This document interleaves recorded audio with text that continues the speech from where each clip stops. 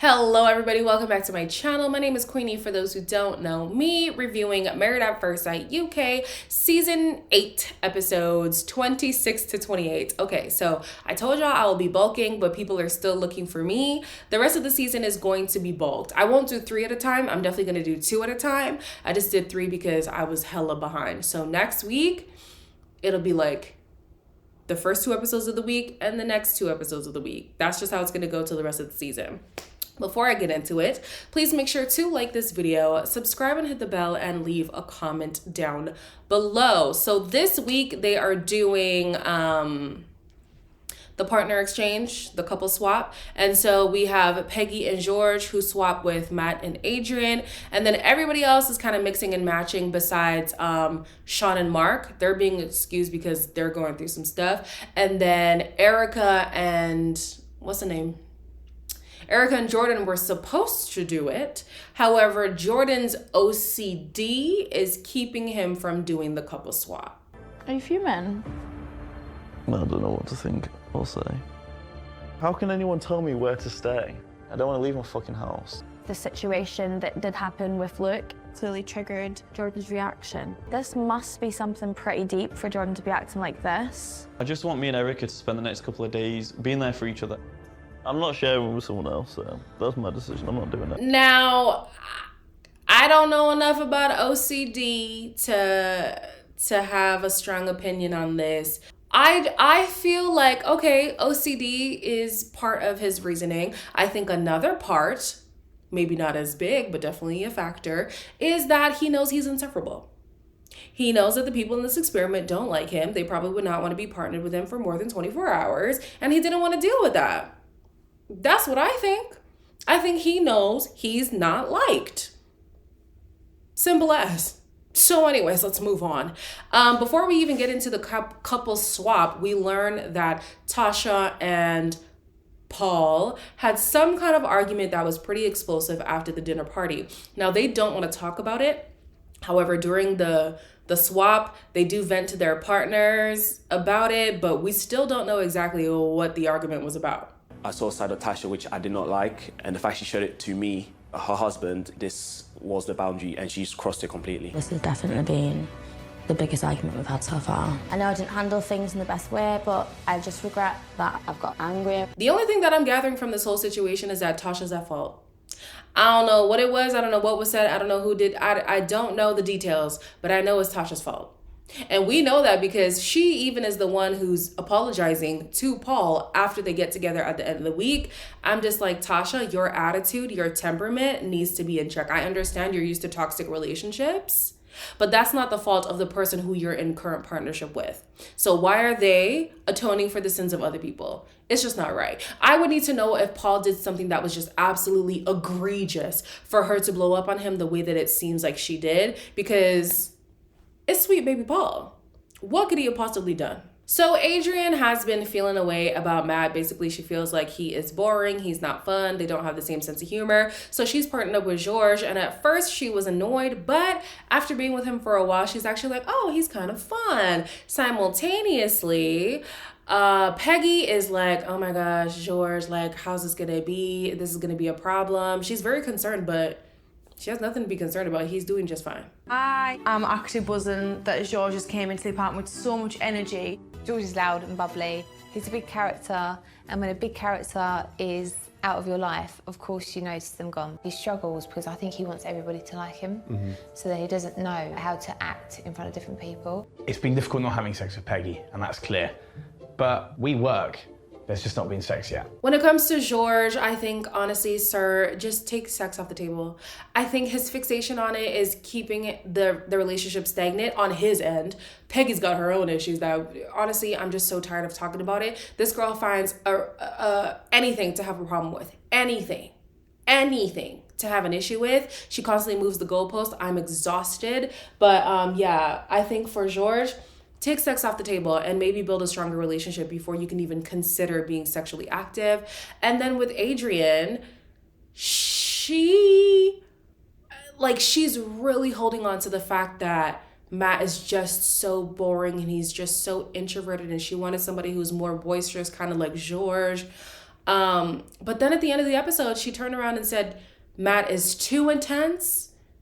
So I'm like, so is he too intense or is he too reserved? I guess the intense thing was the feelings and the reserve thing is the fun, but girl, it's just not making sense to me. Like I said earlier, Sean and Mark are excused from the experiment because Sean is just very overwhelmed with what is going on. Honey, so overwhelmed that the man just gets up and flees the relationship.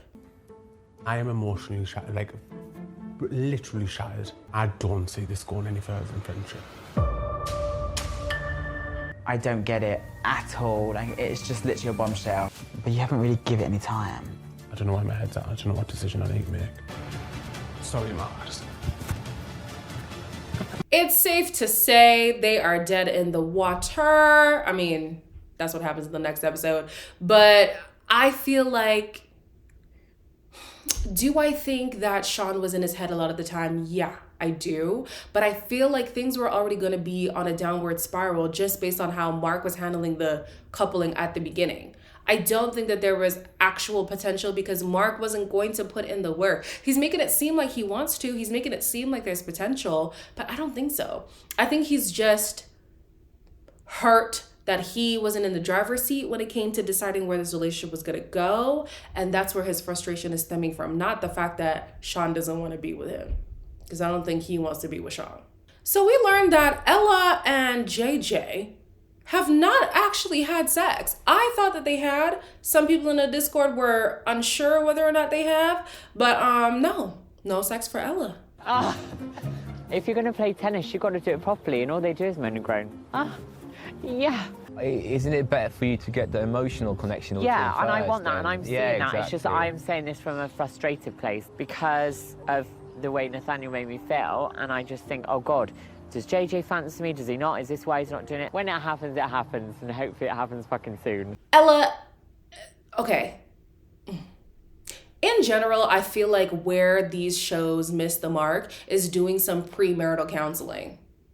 Because Ella has already explained that in the past, she was just used for her body. And then when it came time to get to know her, the person, people were uninterested. And that was a problem. Now you're in this process where people don't want to have sex off the bat. They want to have an emotional connection. You have an issue with that as well. Girl, what do you want?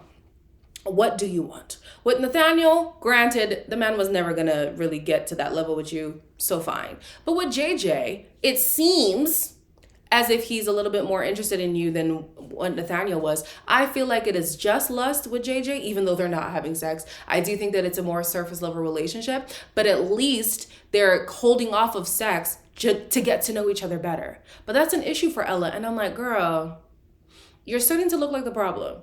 It looks like you are the common denominator in your relationships as to why things can't develop into a deep, long-lasting relationship. I'm not nullifying the experience that she had being a trans woman. I understand that is a reality that I will never fully grasp. I get that. But in these two instances that we have seen, yes, there's some onus we can put on the partners, but Ella, I'm looking at you too. At the dinner party, everybody's talking about the couple swap and how much fun they had and whatever. And at first, I wanted to call her Ella. What's her name? Erica was in favor of opting out for Jordan's sake. However, now she's feeling like she has been shortchanged in the experience. So do you feel like you missed out on the... Yeah, I do. I've got a bit of formal. I know me better than anyone here, and I know how I am. And I feel like, especially at that time, it wouldn't have helped me. All I've done is put your feelings and your distress in front of myself. I know myself. I know what I've been through. Everyone's questioning why I didn't do it. Saying that I've, controlled you and you said that. Did I say that? Have I once used that fucking word? So I'm thinking either what's her name? Erica. I'm thinking either Erica doesn't fully understand Jordan's diagnosis to understand why he didn't want to take part, or she doesn't believe that that is a good enough reason for him to not take part. Because now she's making it seem like he is ruining this experience for her. Whereas before, she was doing it in solidarity of him, understanding what he's gone through allegedly. But now it's like she doesn't understand at all. So I'm just confused. I'm confused with this couple altogether. They keep fighting and I don't understand what the fights are about. I feel like because they don't have other relationships to nitpick at, now they have to nitpick at each other because they know beyond sexual compatibility, what do they have? So yeah, at first she was supporting him, but now she doesn't. I think maybe she either doesn't understand his diagnosis or doesn't respect that that is the true reason why he didn't want to get involved. Again, I feel like he just knows nobody likes him like that. At the dinner party, they are reading anonymous letters that the other couples wrote on the couple that they were assigned in the process. Arthur was told to speak before he speaks and stand up for himself. Laura is told that she is belittling and she can't force Arthur to be somebody that he's not. Roz and Thomas are advised to get a little bit more freaky with each other. They are literally she is wearing vibrator panties at the dinner party. And he has the remote. I think they're doing just fine. Okay. Erica and Jordan are told that they isolate themselves too much and they don't even know the group well enough to have such strong opinions on everybody. Honestly, that makes sense. That makes sense to me. Peggy was advised to be a little bit more physically intimate with George. Ella is told that she needs to dial back the sex talk because it is overwhelming. And then after Matt read the letter, I didn't really pay attention to what the letter was saying, but Adrian's reaction was not what I was expecting. I'm so drained. I'm so drained. No, babe. Come on. Especially as a couple that we're just going round in circles. It's almost as if you're convincing yourself that we're having this great time, but it's not the case. Have I been making you laugh? I've tried, yeah? Am I stepping up? Yes. Right now, this is me at my best. You mean to tell me she's this emotionally distraught over not having fun in her relationship? And my thing is, so what is she determining as fun? Because I feel like the things that she has asked for, the experts have given.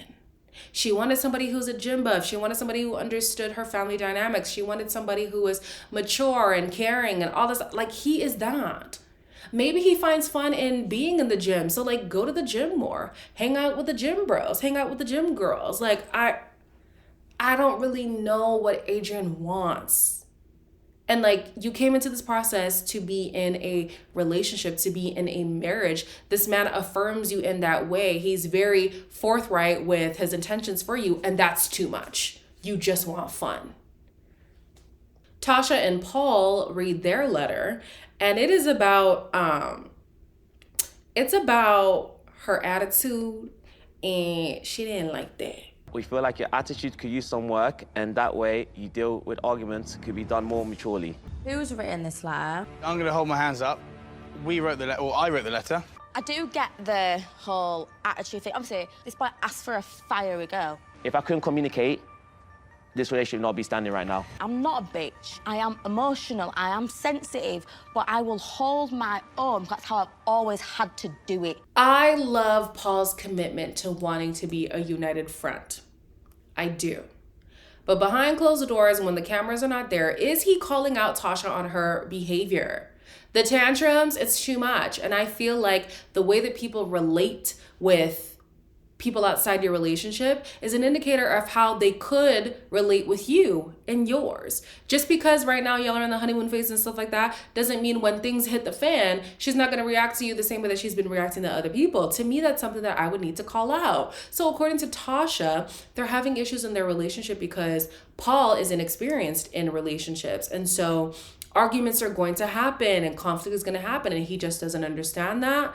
Yeah, conflict can happen, but it's conflict resolution that's important. And I feel like Tasha is lacking in the conflict resolution department. They say that they have resolved things, and they also had a little sex session to wrap it all up, but no. The next couple to read their letter, I think that was the last couple, was Sean and Mark. The letter was basically saying that they are friends, which was hard to hear for them because they know that that is true. I told you my vows, you said you'll never hurt me. What do you think you're doing now? But what am I going to do? Because you're hurting me. And then, like, convinced that, yeah, You know, it's been good. He'll stay. He'll work it. So you're saying you're done? Yeah. End of the day, did I believe in this connection? If Mark was more into it, I think that there is potential. I think that there was, but they were kind of doomed from the start, and it has just gotten worse and worse as time went on.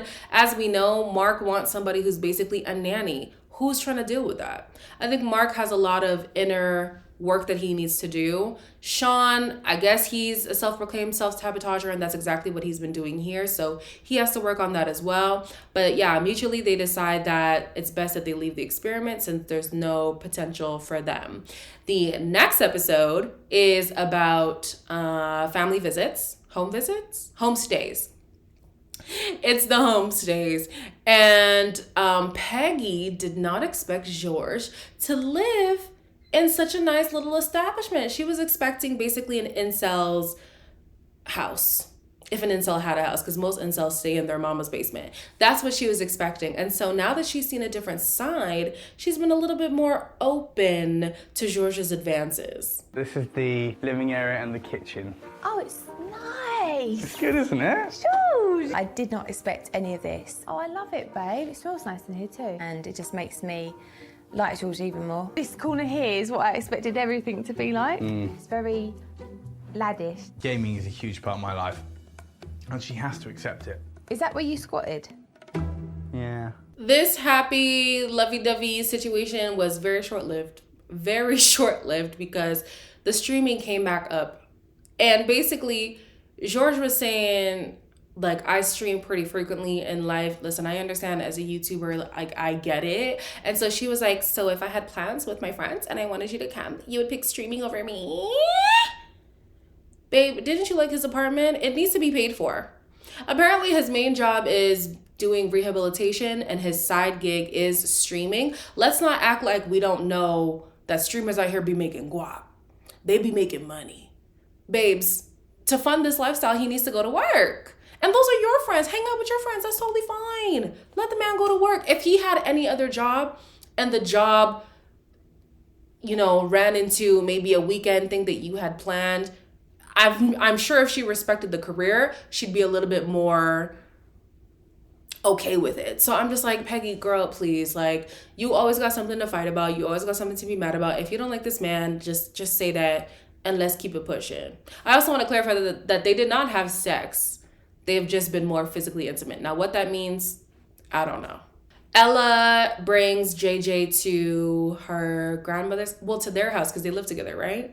To meet the grandmother. And the grandmother is of the same belief that sex is going to determine whether or not they're compatible. And then we had JJ's friend who's like, yeah, I feel like you guys are compatible. And he's literally just going off of looks. This whole couple is just surface level. Until you've been with somebody sexually, you don't really do it.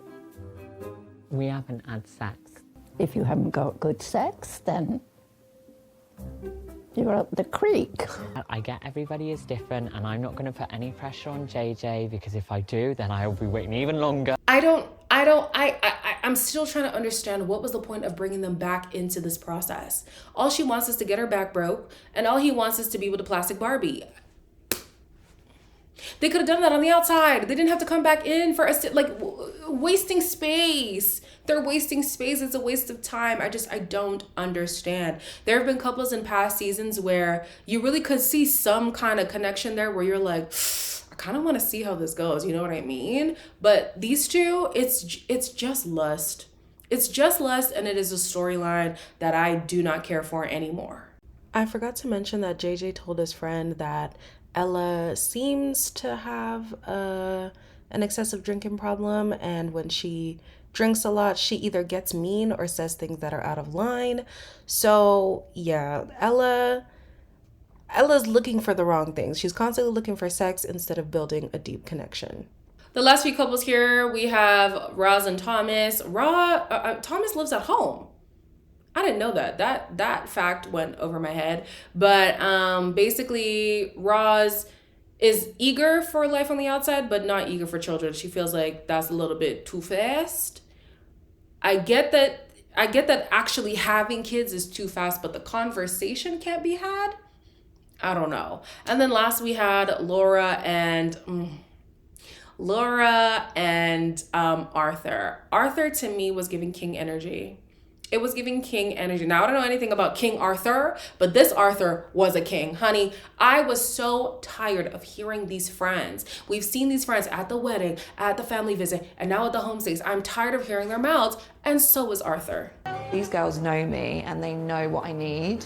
I'm just hoping he is ready to be grilled by the girls. I'd like to think you're excited the day you come out and what you're going to do and where you're going to be and where you're going to go together.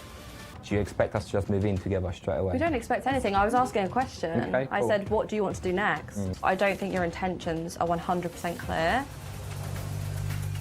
What do you need? You should really want to impress Laura's friends. And to be honest, you sound like you just don't give a fuck. I don't think you've given me a chance to impress you. Judgmental. Very judgmental. I feel like I've seen enough, to be honest. Okay, bye. Listen, at the end of the freaking day, okay? At the end of the day, if you love your partner or if you see potential with your partner, screw what the friends say. Honestly, every time she's fighting the friend, they just don't know him. They just don't understand him. Okay, so then forget them then. Bring some other people to talk to Arthur. Because we've seen you ain't got an auntie. You ain't got nobody. Like, bring an auntie, bring a cousin, bring the neighbor, bring somebody else besides these two heifers here who are just so annoying. Could Arthur have been nicer? Yeah, but at some point, if you keep hounding at me, I'm not going to be nice to you. I'm not going to be cordial anymore. And so even Laura is like, I could see how he'd be intimidated by them. So where was your protection for Arthur if that was the case? If you knew he was going into the line of fire, where was your protection for him? She's able to protect him and find out all the people in the experiment. Oh, that's no problem. That is no problem. Also, it might be because they're coming for her as well. They're coming for him, but they're more so coming for her. So that's where she defends the relationship. But as long as they're only coming for Arthur, she falls back. She has nothing to say. Laura, girl, come on. Come on. If you don't like this man, just say that, because I'm with Arthur. I'm over it. It's exhausting. If you don't feel like I fit into your life, let's cut things short from now. Why are we even wasting our time? Anyways, as always, please make sure to like, comment, share, and subscribe. As a reminder, the episodes will be bulked, so don't expect a video on Monday. Expect them like Wednesday, early morning my time, probably afternoon UK time, and then Friday, same thing, okay? I'll see you in the next one.